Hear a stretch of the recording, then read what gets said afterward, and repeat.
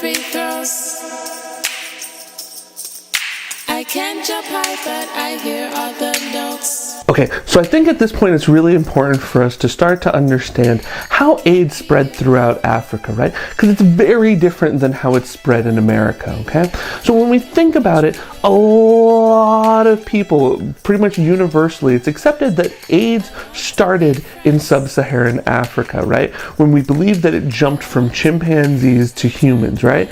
Now that's led to a lot of people in our society making a lot of racist accusations that are not based off of fact, right? There are a lot of crude things that I'm not going to say that people are accusing people of doing with chimpanzees, but even the idea that it spread as a result of some type of tribal exotic desire to eat bushmeat is not founded in any fact, right? The reality is that AIDS likely spread as a result of colonialism, right? And I'm going to try to break that down in a little bit, right? Because what happens is the African continent was divided up by European powers back in the late 1800s, right? And they did this in order to make money. Europe wanted more cash, and they saw Africa as an opportunity to do that, much in the same way that they did in the United States, much in the same way that they did in Latin America, much as the same way that they did in Asia. Europe decided to carve up the African continent, and all the borders that we actually know in Africa today, 98% of them were drawn by Europeans back in the late 1800s. And when the Europeans went in, they went in and tried to get the people of the continent to work for them, to make money, to make the Europeans richer, right? One of these places was the Democratic Republic of Congo, right? And the city of Kinshasa is actually where the first known case of AIDS spread, right, which was in the borders of the Democratic Republic of Congo. Because what they did is they forced the population to start going into the forest and cutting them down to find rubber, right? This also happens throughout the continent, where people are forced to go dig in mines, cut down trees, and encroach upon the natural territories where chimpanzees live, right? The contact between humans and chimpanzees hadn't happened at the same rate that it was going, because in sub-Saharan Africa, people were living in small communities, right? And the animals stayed over there, the people stayed over here. But because of colonialism, animals and the species that carried AIDS and humans then started to interact with each other more. And that's more likely the reason why we see AIDS popping up in the human population, right? But the sad bit about colonialism is it left the African continent in a real state of chaos and disarray, right? A lot of reasons for this, right? The Europeans came in and then they gave different groups power over others, right? And the Europeans loved taking small minority groups and then putting them in charge of larger portions of the population because they knew that they'd be loyal to them, right? Eventually, the Europeans realized that it was kind of a mess to be in Africa, and they all just bailed. But this left a lot of conflict between the peoples in Africa, right? Because the people that had been empowered by the Europeans and the people that hadn't started to clash with each other. And this led to a lot of bloody, violent conflicts. One example of this is the Rwandan genocide, right? The Tutsis and the Hutus were two different tribal ethnic groups within Rwanda. One group had been given power, the other group hadn't. And then after the Belgians left, it started to create serious problems for the people who were still in the country, right? And millions of people were hunted down in the streets and died as a result of it. Now here's where it starts to get tricky. All of this ethnic warfare in Africa leads to various different warlords roaming through different territories, not caring about country borders, and committing horrible violent acts that include and are not limited to kidnapping children and murdering their parents, right? Turning them into child soldiers, right? Kidnappings of people, beheadings of people. But one of the most sinister and probably vile things that they've done is they've weaponized the use of rape, right? The soldiers of some of these militias are actually told by their commanders to go into villages and rape women, right? This is used as a way to demoralize the population and show their control over the area.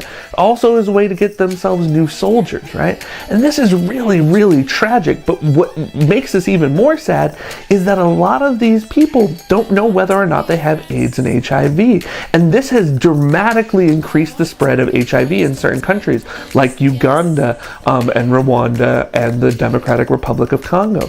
Right? There was a study done by the World Health Organization that showed in countries that were victims of this kind of widespread warfare, the rate of HIV and AIDS transmission was much higher than in a lot of other places.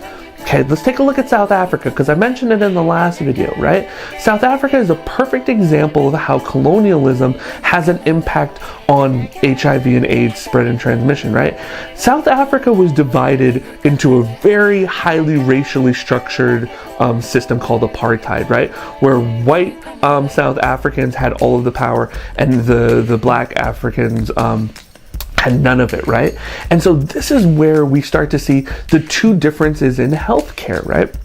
Because people that were in control and had power were actually at various points responsible not only for not preventing the spread, but of promoting the spread of AIDS within the population. I want to kick it over to a video right now because I want you to see that even though AIDS has been a problem in South Africa and throughout the African continent more than everywhere else, it's not because of a lack of information, it's not because of a lack of trying. Right now, South Africa is the country that has probably the highest rate, not probably, it has the highest rate of AIDS per people in the population in the world. But at the end of it, we have to take a look at, they're also the country that's doing the most to prevent it right now, okay? So watch this video and then I'm gonna catch you on the flip side, okay? As the world races to end the HIV/AIDS epidemic, many are looking to South Africa, which has more ground to cover than anywhere else. They're sending out fleets of bike messengers to deliver life-saving drugs. They're testing as many people as they can, educating others, running some of the world's top state-of-the-art research labs. They're even trying this, surfing lessons as HIV prevention. South Africa has more people infected with HIV than any nation on earth.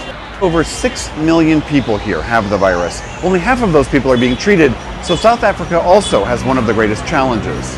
1 out of every 5 people living with HIV in the world lives right here in South Africa. Salim Abdul Karim is one of the leaders of South Africa's fight against HIV/AIDS. He runs Caprisa, a major research lab in Durban.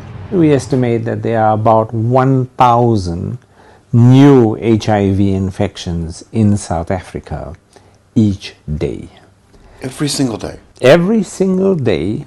And what's critical in that, it's not just that there's all this HIV, but that young women are a key factor in the highest incidence populations. This is the Desmond Tutu HIV Foundation Youth Center in Massapumalele Township in Cape Town.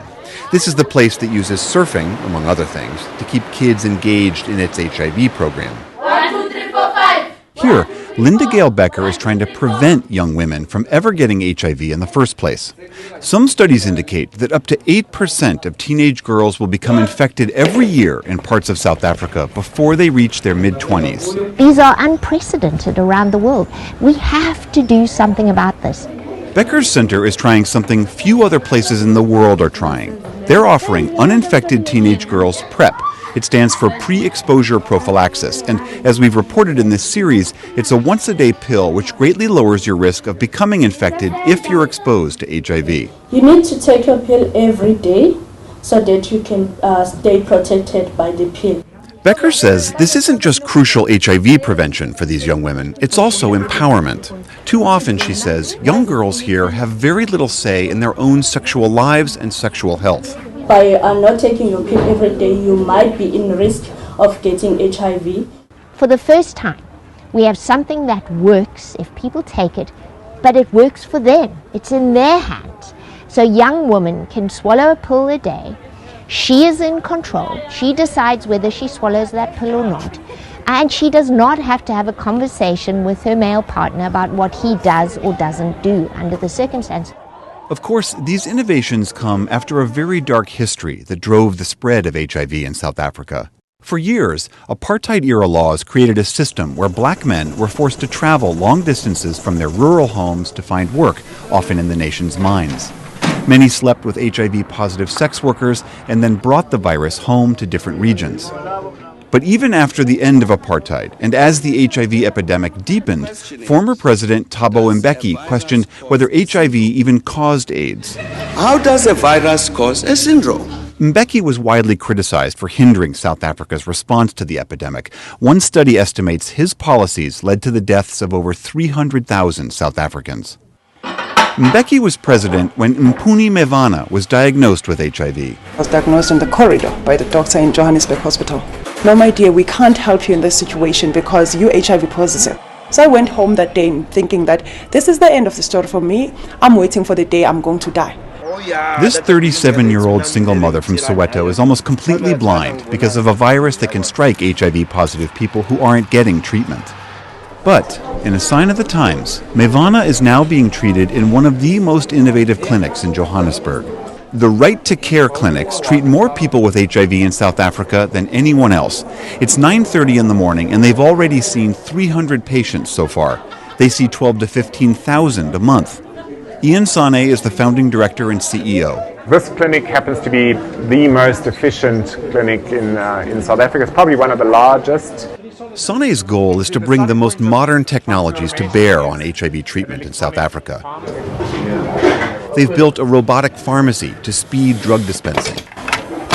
First insert your card in there. They've built this prototype ATM-like machine to dispense HIV drugs far away from clinics. They use electronic medical records and barcoding throughout the system. And wait times in many South African clinics can be more than half a day, but here, Sane says, they average less than an hour. He says, remember, South Africa has over 3 million more people who aren't being treated today, so every facility nationwide has to scale up.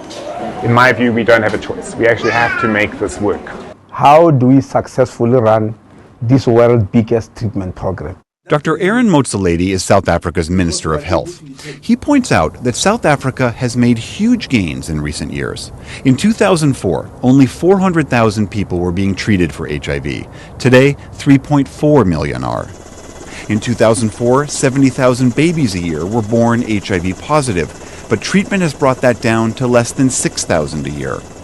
But Motsoaledi says achieving these advances in so short a period of time has stretched the country's resources thin. There's no way on earth you could increase the number of doctors proportionately within a decade. Okay, so when we think about AIDS, in the last video I threw out a stat at you, right? About 38 million people on the planet currently have HIV or AIDS, right? Of those 38 million people, only 24 million of them have access to treatment, right?